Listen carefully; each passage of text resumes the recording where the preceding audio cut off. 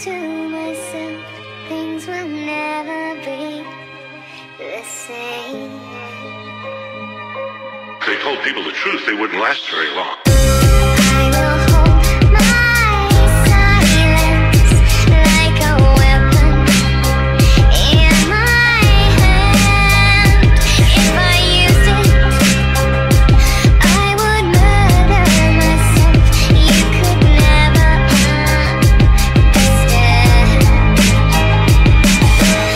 Columbus came ashore, greeted with nothing but niceness. Sailing west in attempt to find golden spices. Dominated by the popes and frenzy for ISIS. The Catholic Church expelled Jews and claimed it was righteous. The first man to see land would get a reward and get a yearly pension for life, clearly from God. A young sailor saw land, said we isn't far. Columbus lied, said he saw it the evening before. They touched ground, they were greeted by the Arawak. Columbus had them locked up as prisoners in an hour flat. He wanted to find a source of gold, and that was that. And when they thought that wasn't fair, then he stabbed they back. When there was no more gold, he took slaves instead and left 250,000 Indians in Haiti dead. The men died in mines, the women died at work. The children died from lack of milk and they died in the dirt.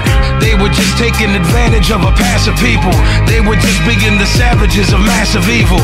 That's the church work, that's the path of massive ego. That's the blood of Abraham being stabbed by the steeple. At 16, 19, they were patiently waiting for a ship to carry slaves that was changing the nation. The white man was a cannibal praying to Satan. Hatred, contempt, or pity, or patronization. That's the cornerstone everything racism based in. The African had a more advanced civilization. Black was slave, master was white, rationalization. 50 million dead, that's Western civilization. At first they appeared in the north, and they were helpless in the face of superior force. And all of them were chained together, they really was lost. Racism isn't natural, it's merely divorce. Before the slave trade, black was considered distasteful. By the Oxford Dictionary, I found it disgraceful. It's not a natural tendency to be bitter and hateful. It's a natural enemy of the critical staple. Slavery grew as the plantation system grew. The reason for that's kinda easily traceable. Society of helpless dependence was capable of saying fuck a slave master, you in slavery too. 7 slaves were put to death for murdering master. Fear of slave revolt had them developing faster. You a Catalan killer, an elegant bastard. I would burn the white man while smelling the ashes. From time to time, white man was part of the resistance. White indentured servants wanted no part of the system. King Philip's War showed that if people would listen, that they could maybe break the complex chain of oppression.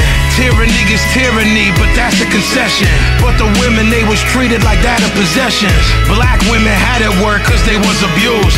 That's the white justification of Aryan blues. The next move was to dominate the Mexicans. James Polk dominated them like they was next to kin. He sent Colonel Cross to lie to them and let them in. 11 days later his skull was crushed, so message sent. We take nothing by conquest, that was the mantra. The military wasn't human, they were just monsters. Henry David Thoreau refused to pay his taxes, denounced the Mexican War and got locked in shackles. The 20th century opened, anger re-emerged. Reality of ordinary life was being heard. Anarchists and feminists came from factory work. Communism, socialism seemed to be rebirth. War is the health of the state is what Bourne said.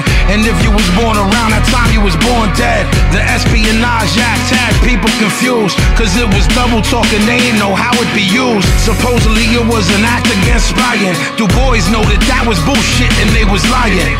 Charles Schenck was arrested in Philadelphia for printing and distributing leaflets cause they was helping you. He was indicted, tried and then found guilty, and spent 6 months in jail. Don't that sound silly? Had his freedom taken away by his own nation. But there's a lesson, do not submit to intimidation. The act still exists today and this shit is real. Supposedly Kennedy tried to have that shit appealed. Eugene Debs did 10 years for no purpose.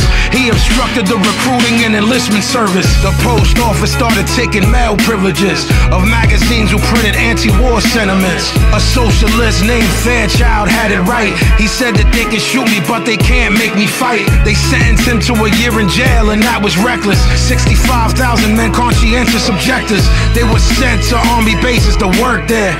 They were treated sadistically and were hurt there. They were strangled with the hemp rope till they collapsed, and officers punched their stomach and they lower back. A garden hose was placed on their face with a nozzle about 6 inches from them so they couldn't swallow. The war ended in 1918. The government was just trying to wipe the slate clean. Hemingway wrote Farewell to Arms. Dalton Trumbo wrote Johnny Got His Gun. The war was over, but they didn't learn their lesson. Twin tactics of control, reform and repression. The patriotic fervor of war had been invoked. That's why the country that you live in is a fucking joke. You cannot be neutral on a moving train. This is a story about the lies that your teacher told you. This is real, actual, factual. No lies in the whole record. If you don't believe me, look it up. I'm trying to share the shit that I learned with y'all. Do the knowledge. Your government does not care about you. The people in power do not care about you. Understand that. Power to the people.